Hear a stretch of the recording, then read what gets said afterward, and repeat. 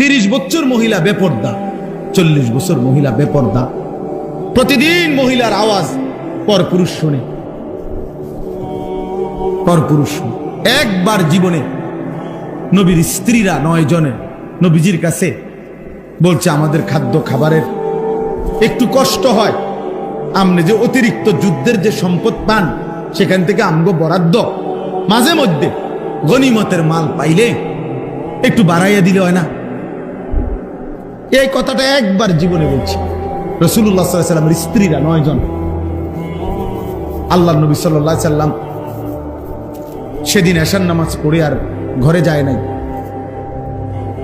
মনটা কষ্ট পাইছে, হায় আমার বিবিরা দুনিয়া চাইলো, আমার ঘরে থাইকা আমার বিবি হইয়া ওরা দুনিয়া চাইলো।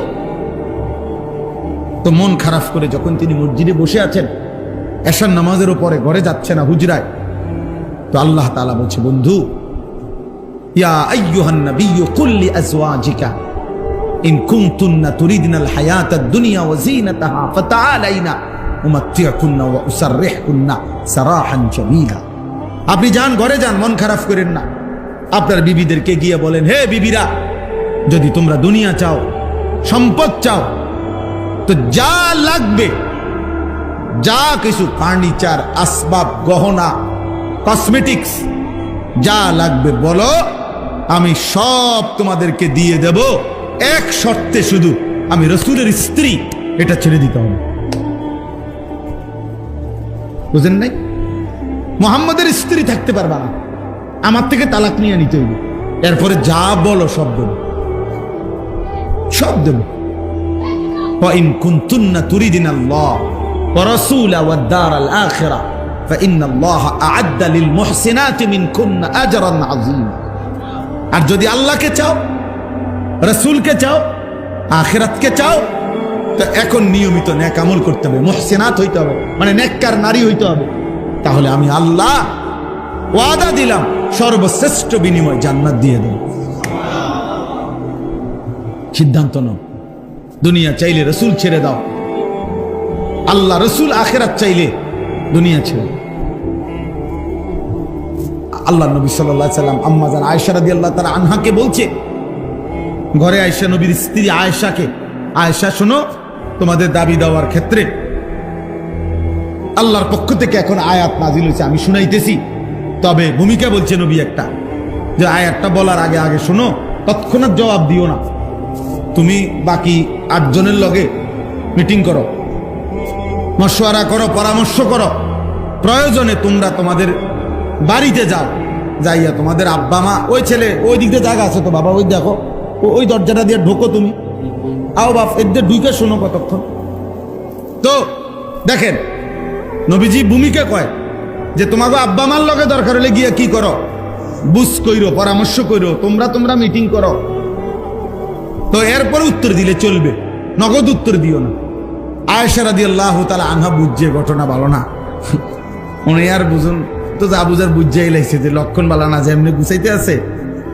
তো বলতেছি, ইয়া রাসূলুল্লাহ, কারে কারে জিগামু এটা পরে, আগে আয়াত বলেন, মানে আল্লাহ কি নাজিল করছে এইটা না আগে কইবেন, পরামর্শ তো কার লগে করবেন সেটা আমি বুঝুন, আপনি আগে বলেন কি ঘটনা, কি আয়াত না কইবেন আগে। তো নবীজি বলছে, আল্লাহ এই আয়াত নাজিল করছে, দুনিয়া চাইলে নাও, রাসূলকে ছেড়ে দাও, আখিরাত চাইলে আল্লাহকে চাইলে, রাসূলকে চাইলে অপেক্ষা করো, আখিরাত মিলবে, আজরে আজিম মিলবে, জান্নাত মিলবে।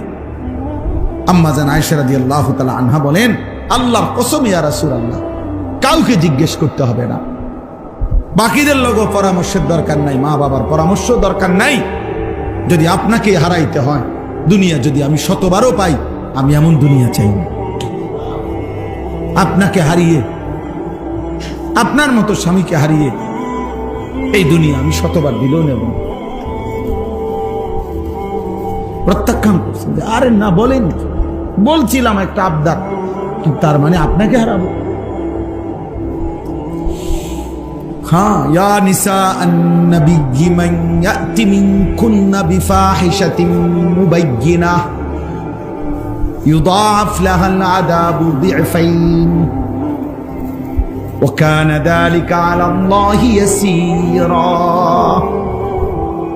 আল্লাহ বলে দিলেন, হে নবীর স্ত্রীগণ, ইমানদার নারীগণ, শুনে নাও, তোমাদের মধ্য থেকে যে কেউ যেই কোন রকমের অশ্লীলতা বেহায়াপনা করবে, নারী হয়েও আমি আল্লাহ ওয়াদা দিলাম, কোন ইমানদার নারী যদি জিনা, ব্যভিচার, বেহায়া, হারাম সম্পর্ক কোন ছেলের সাথে, ভিন পুরুষের সাথে, অবিবাহিত কিংবা বিবাহিত, যে কোনো অবৈধ সম্পর্ক, গুনাহের কোনো কিছু করবে, অশ্লীলতা, বেহায়াপনা, আল্লাহ বলেন আমি ওয়াদা দিলাম, ইউদাআফ লাহাল আযাবু দি'ফাইন, তাকে তার প্রত্যেকটা পাপের কারণে দ্বিগুণ দ্বিগুণ শাস্তি দেব।